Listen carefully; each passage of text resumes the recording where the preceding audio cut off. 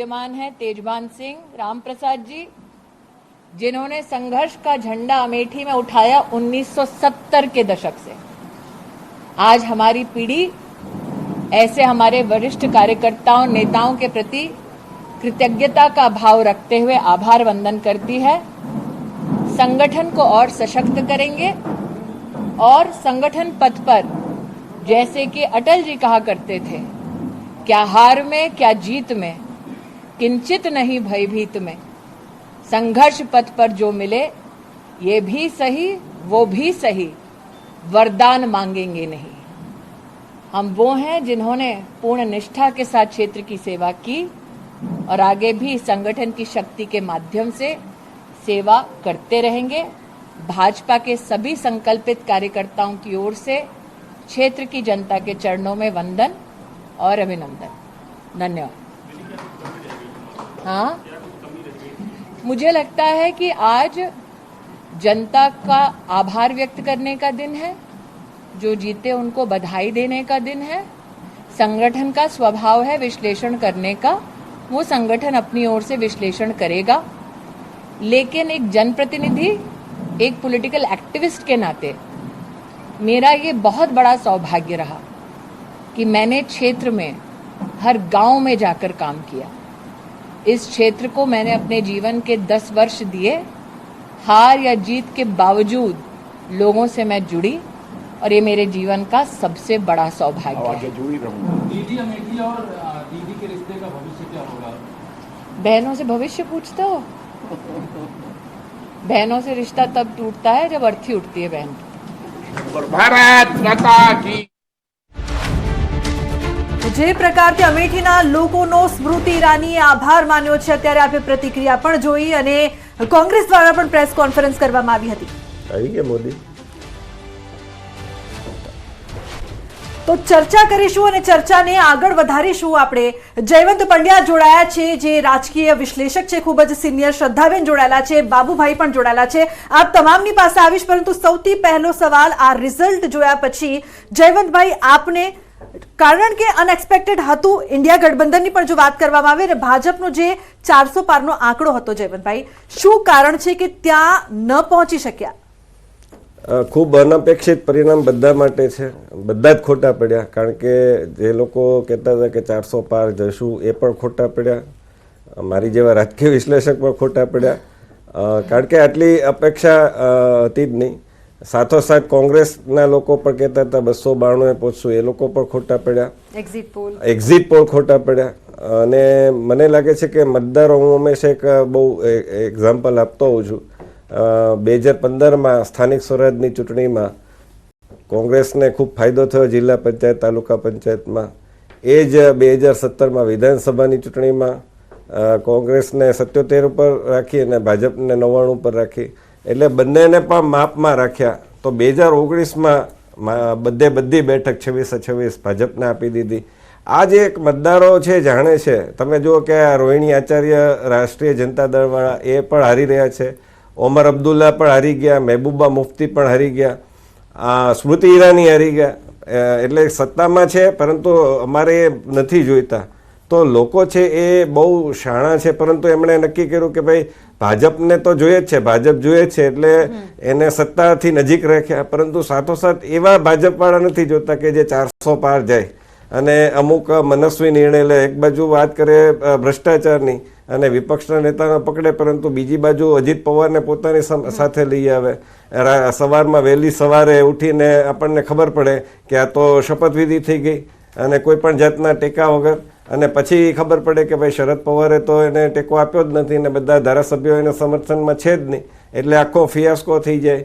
અને જે દિવસે ઇન્દોરમાં નરેન્દ્ર મોદીજી એમ કહેતા હોય કે નેશનલ કરપ્ટ પાર્ટી છે આ તો, અને એના 1-2 દિવસમાં જ અજીત પવાર જ્યારે છેડો ફાડીને આવે તો એ કોઈ નાતરું કરવા આવ્યા હોય તો તમારે ના પાડવી જોઈએ કે ભાઈ અમારે નથી જોતા, તમે એવું હોય તો તમે અલગ રહ્યો।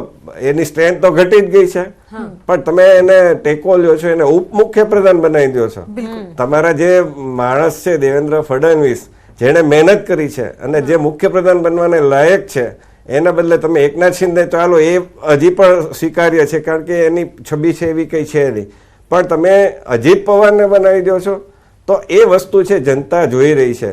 એટલે બંને પક્ષે જે કંઈ છે આ બાજુ તમે જુઓ તો એ જ ભ્રષ્ટાચારનું જે દાવો અરવિંદ કેજરીવાલ કરતા હતા કોંગ્રેસ માટે કે ભાઈ રાહુલ ગાંધી, સોનિયા ગાંધી, લાલુ પ્રસાદ યાદવ, શરદ પવાર એવા 14-15 પ્રધાનોના નામ આપતા હતા. એ જ અરવિંદ કેજરીવાલ છે એ આની સાથે ગઠબંધન કરે છે અને એ પોતે ભ્રષ્ટાચારના આક્ષેપમાં જેલ જાય છે.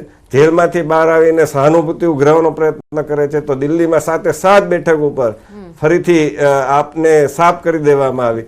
કોંગ્રેસને પણ ન મળી કારણ કે કનૈયા કુમાર હવે જેણે ભારત તેરે ટુકડે હોંગે એ પ્રકારનો કાર્યક્રમ કર્યો એને તમે, અને સચિન પાયલોટ તમારા જેણે રાજસ્થાનમાં ખૂબ મહેનત કરીને સત્તામાં લાવવા પ્રયત્ન કર્યો એને તમે કનૈયા કુમારના પ્રભારી બનાવો છો.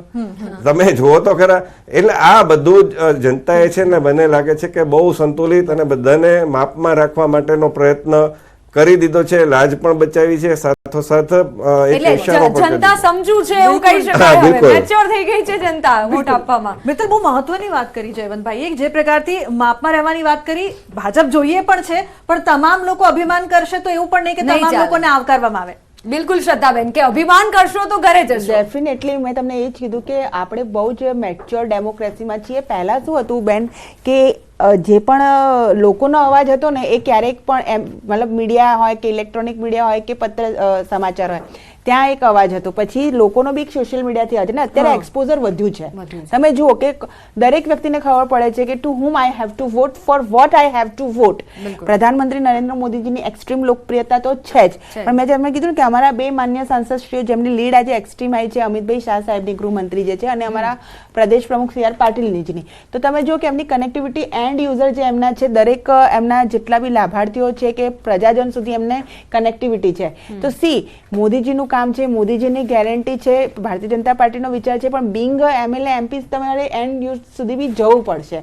તો જેમ જયવંત પંડ્યાજીએ કહ્યું છે મોરલેસ ક્યાંક ને ક્યાંક અમારા માટે, કારણ કે અમારી સરકાર તો બની રહી છે, પ્રધાનમંત્રી નરેન્દ્ર મોદી 3જી વખત પ્રધાનમંત્રી બનવા જઈ રહ્યા છે, પણ મેં વારંવાર કીધું કે જેમ અમે જ અમારી જે એક્સપેક્ટેશનનો બાર છે એટલો હાઈ રાખ્યો છે કે બેન્ચમાર્ક માટે અમારે ક્યાંક ખૂટતું કરતું હોય તો એના માટે મનોમંથન કરવાની છે. બિલકુલ બાબુભાઈ, આપને હું પ્રશ્ન પૂછવા માંગીશ. જે પ્રકારથી અત્યારે જે કોંગ્રેસની પ્રેસ કોન્ફરન્સ પણ થઈ, રાહુલ ગાંધી અને ખડગે દ્વારા પણ જે વાત કરવામાં આવી, જે આંકડા છે તે આંકડા ખરેખર કોંગ્રેસ માટે કહી શકાય કે અનએક્સપેક્ટેડ હતા.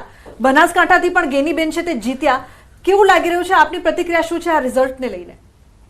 અનએક્સપેક્ટેડ હતા એવું તો કહેવું અમારા માટે યોગ્ય નથી ને કોઈને માટે. અમે જ્યારે એક્ઝિટ પોલના ઓપિનિયન્સ થયા ત્યારે પણ એમ કીધું કે એક્ઝિટ પોલના ઓપિનિયન મેન્યુપ્યુલેટેડ છે, અમે એને સ્વીકારતા નથી. ઈસી પાસે જઈને કીધું કે અમને વિરોધ પક્ષને હતપ્રભ કરવા માટેના ખોટા આંકડા અપાઈ રહ્યા છે અને એ સાબિત થયું. ત્યારે અમારું એક્સપેક્ટેશન હતું કે અમે ગઠબંધનથી સરકાર બનાવી શકતું, પણ એમાં અમે ન આવ્યા. અમારી 40-50 સીટો ઓછી આવી. બિલકુલ જયવંતભાઈ, લોકશાહી માટે વિપક્ષ મજબૂત હોવું ખૂબ જ જરૂરી છે. સત્તા પક્ષની સાથે સાથે વિપક્ષ મજબૂત હોવું જ જોઈએ, જે જનતા માટે પણ જરૂરી છે, દેશ માટે પણ જરૂરી છે. અત્યારે આપ શું કહેશો જે રિઝલ્ટ સામે આવી રહ્યું છે તેને લઈને? આમાં છે ને મને ટેક ઓફ પોઈન્ટ્સ જેને કહેવાય આખા દિવસના આ જે પરિણામો આવ્યા એમાં 2-3 પોઈન્ટ આપણે જે નજરઅંદાજ કરી રહ્યા છીએ અને જે દેશની સુરક્ષા માટે, દેશના લોકતંત્ર માટે ખૂબ ચિંતાજનક છે.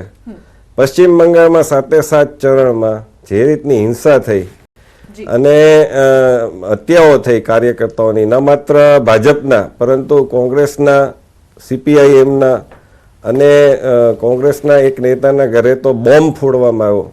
એક બાળક છે એ બોમ્બ હાથમાં રાખીને રમકડું સમજીને એને ઈજાગ્રસ્ત થઈ ગયો. EVM જે ભાજપનું પ્રતિક હોય એની પર આખી પટ્ટી મારી દેવામાં છેલ્લા તબક્કામાં ડાયમંડ હાર્બર જે અભિષેક બેનર્જીની બેઠક છે એમાં આ પ્રકારનું થવું. CBI જ્યારે ત્યાંના પોલીસ કમિશનરની ધરપકડ કરવા જાય ત્યાં ધરણા ઉપર બેસી જવું, ઈડીની ટીમ ઉપર હુમલો કરાવો. તમે જો કે બીજે બધે ઈડીને ત્રાસ જે કહેવાય કે વિપક્ષો આક્ષેપ કરે છે કે ઈડીનો ત્રાસ છે, તો ત્યાં કોઈ જગ્યાએ હુમલો નથી થયો. માત્ર પશ્ચિમ બંગાળમાં થયો. જે પેલા મહિલાઓની પર હેરાનગતિ કરનાર શાહજહાં શેખને બચાવવા માટે મમતા બેનર્જીએ ધમપછાડા કર્યા, આકાશ પાતાળ એક કરી દીધું.